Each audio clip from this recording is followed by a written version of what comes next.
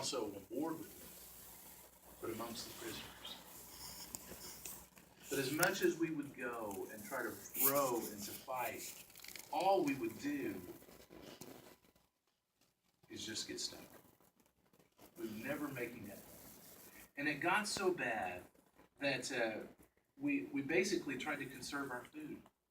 We actually went through days where we didn't even feed the prisoners. Nobody ate because we knew this was getting so long. And in fact, it would go on for 7 days and then 10 days. And then it went to 2 weeks. And we hadn't eaten. And we're day after day in the midst of this storm. It just never goes away.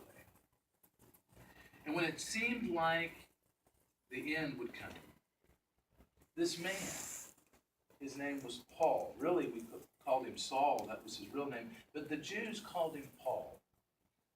And Paul stood up and he would say, hey guys, if you will listen to me, which he tried to warn us before we left, and we should have never done it, but I didn't listen to him, and the other guys talked me out of it, so we just went ahead anyway.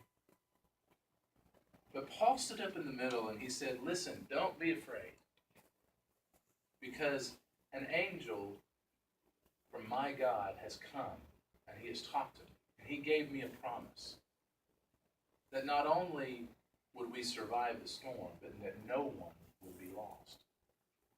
No one would be lost. That would be a miracle in this time. And so, as the storm came, he begged us, would you please eat? So we ate. And we took nourishment enough that we could fight for the rest of it. Well, our fight was pretty much in vain. Because by the time it was done, we thought we could get enough into shore and run aground and then get to the shore, but it didn't happen. And basically, the mains broke. The rest of the ship began to break apart.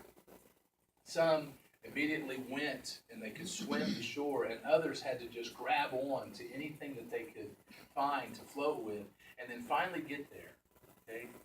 But because the prisoners were so free and loose, there was a fear here that we could lose our prisoners. Now, to lose a prisoner, or to lose a lot of them as a Roman guard, was death to me. Was death to all of my men. And so if we lost anyone, then it was going to be on our heads the moment we got to them. And so there was a group that were beginning to come together and say, listen, the best thing we can do is kill all the prisoners and survive, and we'll make it back. And at least we can say they got their justice. And we did what was right by Rome.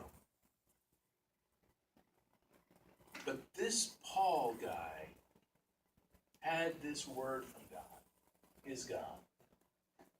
And I believed him. And to protect him, I made sure that none of the rest of the soldiers were hurt. And in fact, what happened at the end is that we all came to the shore together, and no one was hurt at the end. Now, I could continue my story, and I could tell you more of what happens. But that's for the next story. Okay? That'll be for the rest of the story later. All right. No. So, anyway. So this is this